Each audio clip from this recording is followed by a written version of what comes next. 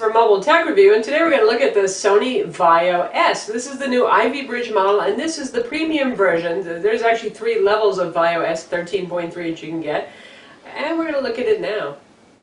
So this is the Sony VAIO S 2012 edition with 3rd generation Intel Ivy Bridge processors and Intel HD 4000 graphics. There's 3 tiers if you purchase an S, and all but the base model have switchable graphics. You can switch between the Intel HD 4000 graphics, which are pretty capable, so that's not a bad thing if you want to get the maximum battery life when you're on the road. You're still going to have pretty good graphics power there. And you can switch to the NVIDIA GeForce GT 640 LE graphics, which is a Kepler architecture graphics card with 1 gig of dedicated VRAM. Now the base model is called the standard model, and that one starts at $799, and then you can move up to the enhanced model for $999 that has that switchable graphics with the dedicated graphics card on it. It also gets you a little bit faster hard drive. The base model starts with the 320 gig 5400 RPM hard drive, which is pretty small and not obviously as fast as the 7200 RPM hard drive you get in the enhanced model, which is 500 gigs. Now what we have here is the premium edition, otherwise known as the VAIO S13A. This gets you a carbon fiber casing, which is a little bit thinner. It's 0.9 inches versus 0.95 inches for the standard magnesium alloy casing models, and is a little bit lighter. It's 3.69 pounds versus 3.8 pounds. It also gets you a fingerprint scanner that's right up here. Kind of a strange location, but they couldn't put it between the mouse buttons because there are no mouse buttons. This is a buttonless trackpad. The standard VAIO S13 display is 1366 by 768. They all use TN panels, the 13.3 inch models that is. If you get the premium edition, that moves you up to 1600 by 900 pixels. Again, that's what we have right here. Nice colors, and it's an anti-glare finish, so again, it's great for those of you who work in bright lighting conditions. You're not going to be distracted by glare, and it's not going to throw off your sense of color. The premium model starts at $1,119, and that gets you a 500 gig 7200 RPM hard drive, the switchable dedicated graphics, fingerprint scanner, the carbon fiber casing, and the 1600 by 900 display. So a lot of nice upgrades there for not too much of a price jump from the enhanced model. I would bet that Sony's probably mostly going to sell the standard one because it's so inexpensive at $799, and otherwise people are going to jump on the premium model. The standard and enhanced VAIO are available in a selection of colors. You know, Sony, they always like to jazz it up with some colors. You've got white, you've got black. To me, white looks a little bit plasticky. There's also silver, and there's pink, and it's a pretty vibrant pink. If you get the premium edition, you get the different carbon fiber finishes. So you have black, which is what we have here. That's black carbon fiber. There's gold, because Sony likes gold. And then there's one they call gunmetal. That looks a little bit, it still looks kind of blackish, but it's got like a more brushed look to it. Now there are also 15-inch VAIO S's now. That's new. They killed off the F series, and they're moving basically the F machines into the S series. Now the 15.5-inch VAIO S starts at $849, and that gets you a Core i5 and a 1080p display, which is pretty neat. No matter which version of the 15-inch you get a 1080p display. But again, this is a review of the 13.3, so we'll stick with that one. So for those of you who aren't familiar with the VAIO S series, it's been around for a couple of years. It features Sony's what they call full flat design. It kind of takes its design cues from the latest generation VAIO Z computer, super ultra portable. Very large trackpad here, 13.3-inch display. Backlit keyboard on the premium model.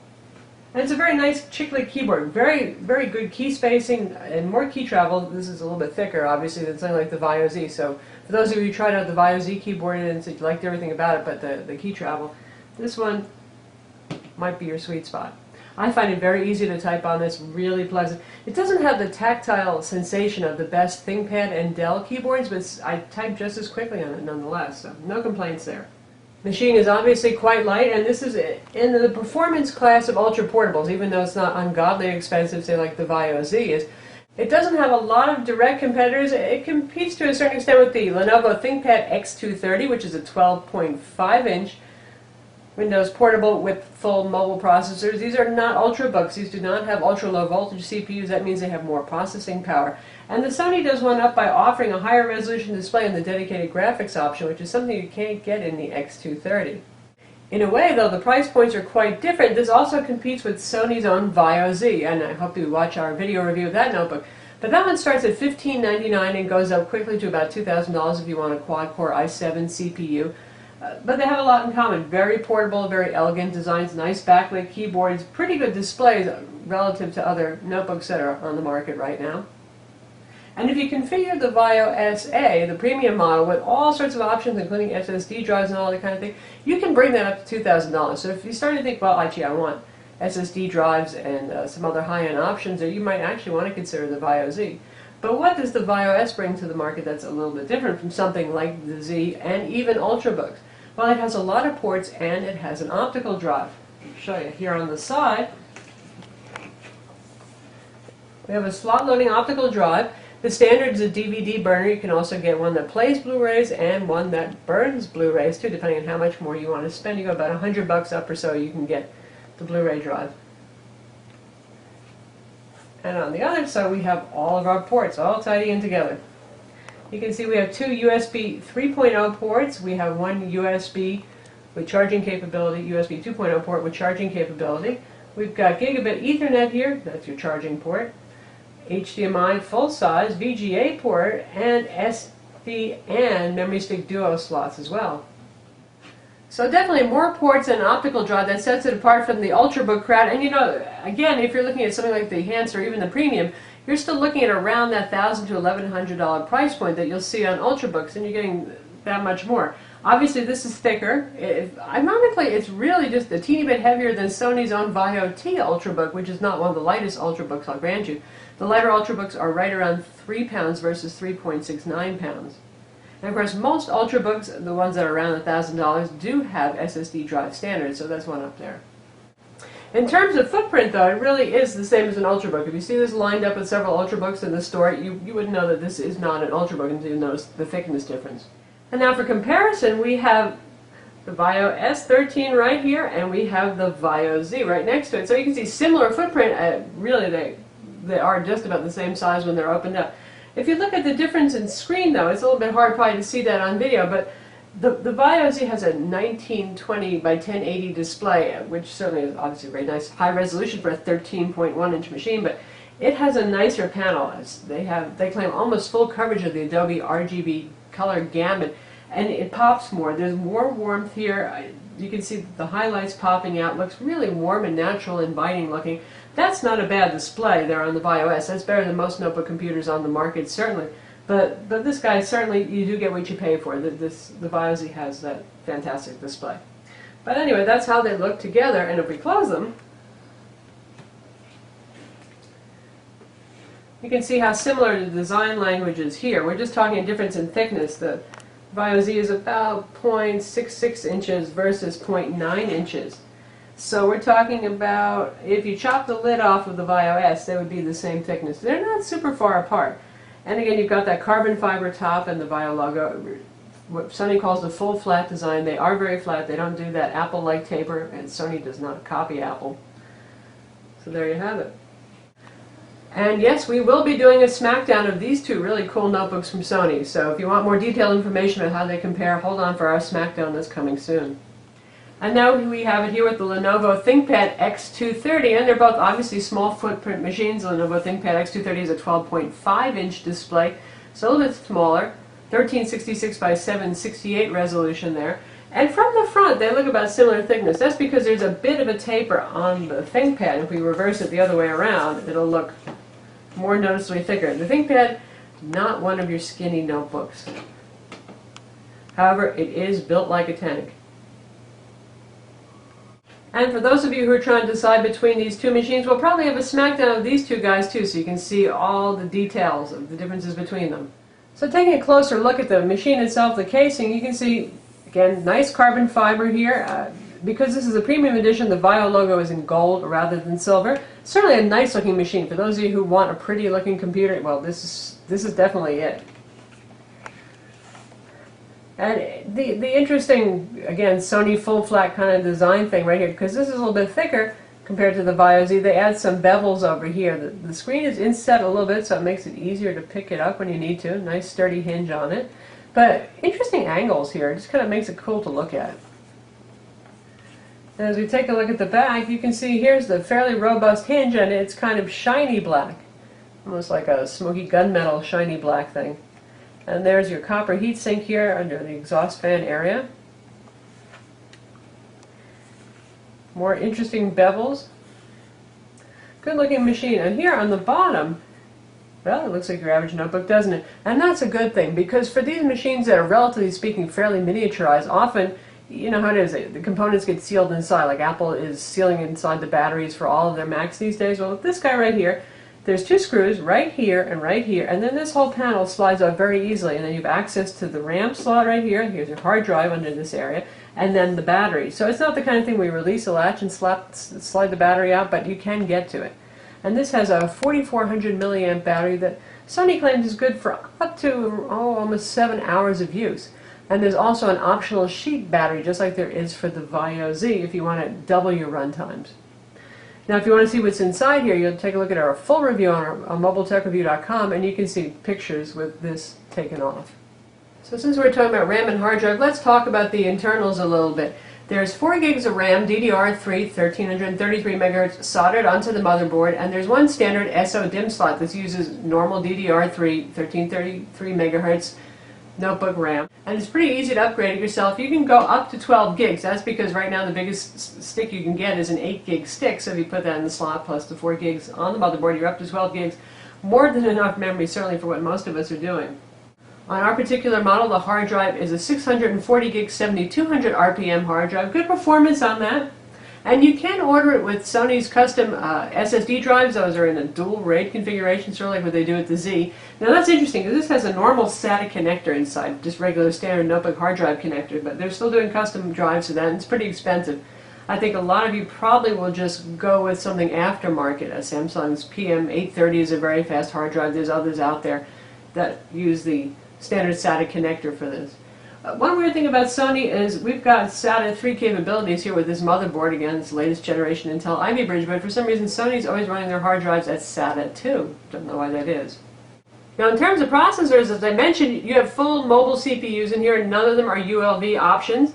And we have the base model, which is a 2.5 gigahertz Intel Core i5 3210M processor.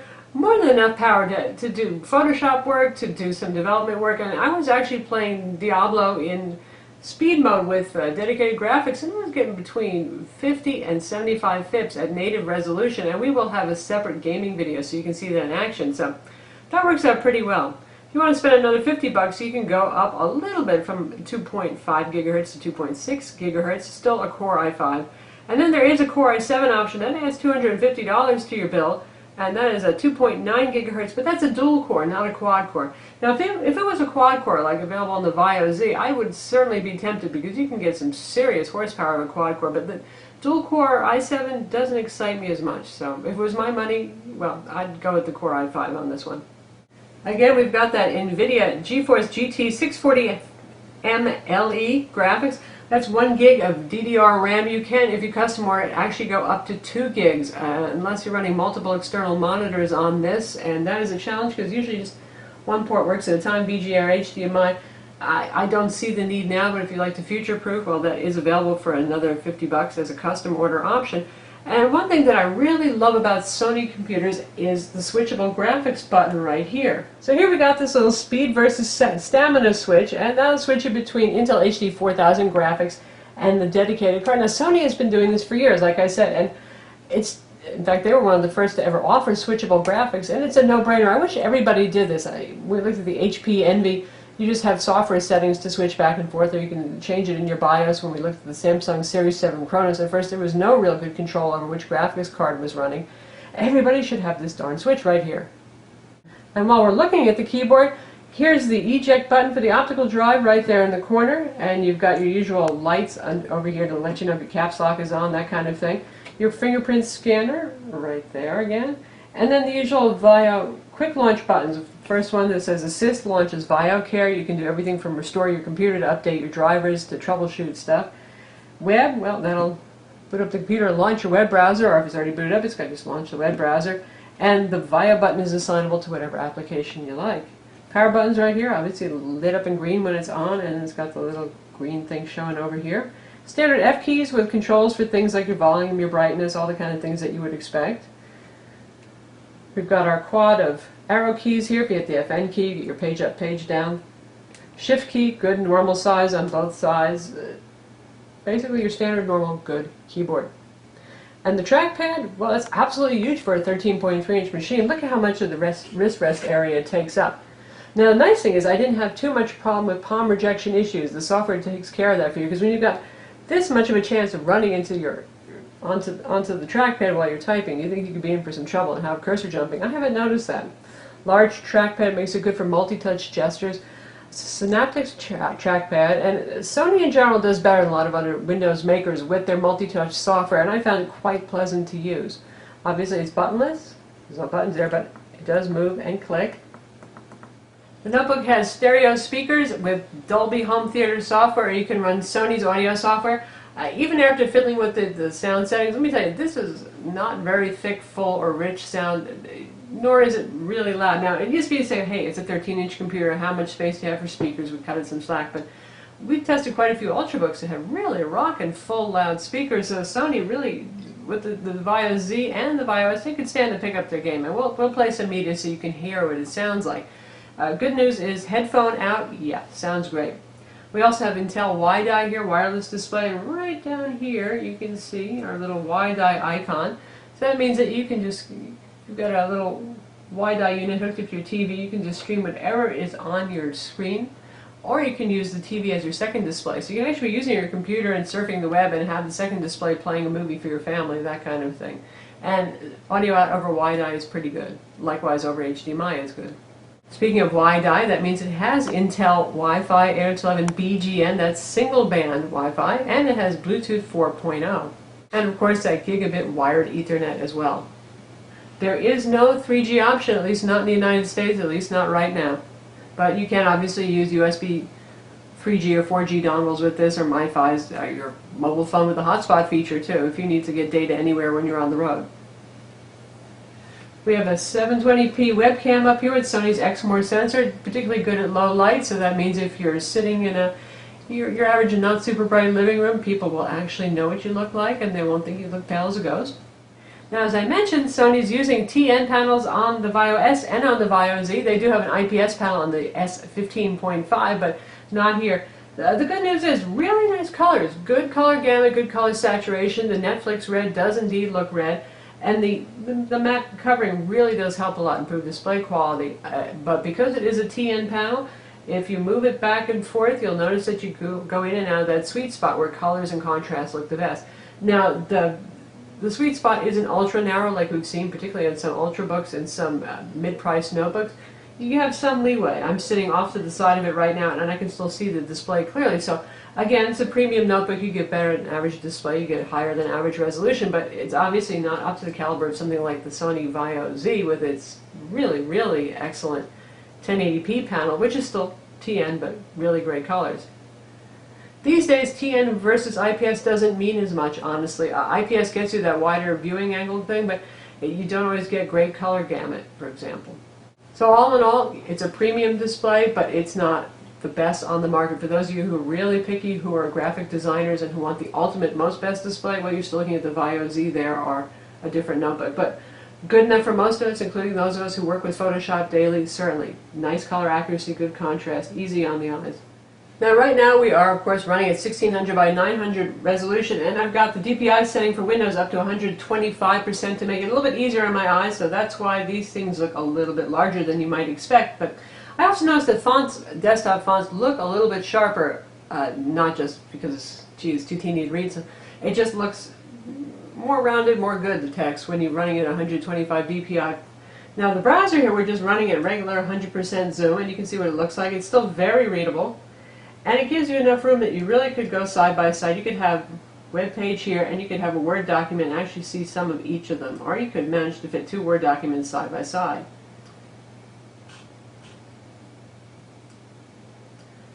It's more than capable enough to handle Adobe Flash, Netflix, Crackle, all sorts of streaming services, and any kind of local playback you've got, up to 1080p level of content if you want to pipe that out to your HD TV or HDMI monitor and that kind of thing.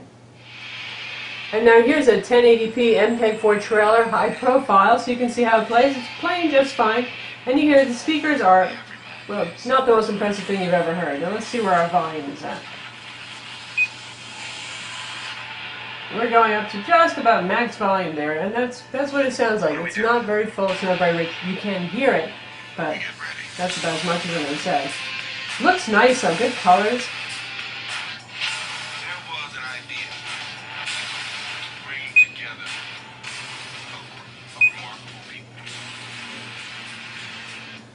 Nice saturation, no ghosting, and the black levels are quite good on the display as well too. I'm not seeing any of that shift out to white or gray, so definitely good. In terms of benchmarks, our Core i5 2.5 gigahertz model did quite well. It scored 775 on PC Mark Vantage, and on 3D Mark Vantage it did 5600, which is pretty good considering, again, it's the Core i5, and the GT640 LE is your mid-range graphics card. Again, it's good enough to play some games, and we're going to have a separate video for that, but I had absolutely no problem playing with really nice high FIPS, as long as I had anti-aliasing off in Diablo 3, and we're going to test out Skyrim and Max Payne and a couple other games, and I think you'll find that it's up to gaming. Certainly it's great for helping out if you're working with Photoshop or if you're doing some video editing, and this also comes with Sony Vegas Platinum, which is a pretty nice video editing package. I know some of you actually just like that and use that even if you don't own a Sony computer, and you get SoundForge sound editing software on here as well. So an all-around capable performer that's certainly many times faster than Ultrabook. Ultrabooks, they're awesome for your everyday Word, Excel, email, web browsing, and a little light photo editing, that kind of thing. But if you need to do some serious video editing, if you're working with Photoshop day in, day out, large RAW files, that kind of thing, or obviously if you want to play games and have a dedicated GPU, yet have something portable, it's really hard to beat.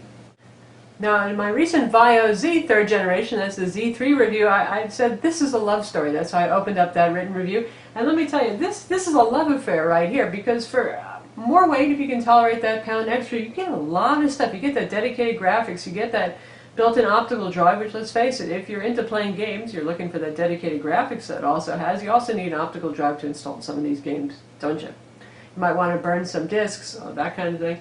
Lots of ports to choose from here, though the VAIO Z really manages to hold up pretty well when it comes to ports. And you're looking at about the same battery life, which is also remarkable. Now, of course, I mean, if you're going to be running this on Intel HD 4000 graphics, because if you want good battery life, you're going to want to stick with that integrated graphics. So you're still going to get good graphics performance there. And I've been getting over 6 hours on a charge, and that's with my brightness set at 60% and Wi-Fi on, internet connection active. So pretty impressive there. I'm sure that trying really hard, you could probably squeeze out 6.5 hours, maybe even 7 on this. Now, if you're running on dedicated graphics, expect about 30% shorter run times, and if you're going to be playing games on this, you probably want to plug it in because, well, that's really going to kill your battery life. But still, it's even portable for that. So you're on the airplane, you just want to play for 45 minutes or an hour. It can certainly do that very easily. If you're going to be playing games, you should be able to get 3.5 hours out of this playing the most demanding games, if not more. One nice thing also is that Sony has really improved their thermals. Both the VAIO S and the VAIO Z got to be kind of noisy, and some people just couldn't take the vacuum cleaner thing going on there when they were playing games and doing things that really required a lot of cooling. Much, much cooler. Definite improvement there, so I can tell you that this one is just not going to howl endlessly at you. Now, if you're playing Diablo 3 for 3 hours, of course you're going to hear the fan. I mean, when you're playing demanding games, that's going to happen, but all in all, it's running cool. The CPUs are running about 50 degrees centigrade when gaming, which is just fine. 105 is the ceiling on those, and not painfully hot to the touch at any point on the notebook, and much quieter.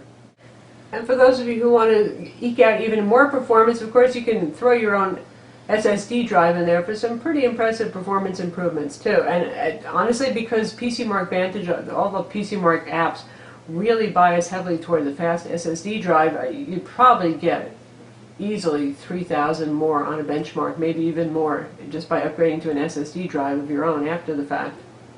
So that's the Sony VAIO S 13-inch. This is the SA model, which is the premium model. Definitely a notebook that I can recommend. The price is really very reasonable for what you get, and the portability is just amazing. For something that is under 4 pounds, to have good processing power, dedicated graphics, a very nice 1600 by 900 pixel display, backlit keyboard, it's good stuff. I'm Lisa from Mobile Tech Review. Visit our website for the full review of the Sony VAIO S 13. And don't forget to subscribe to our YouTube channel.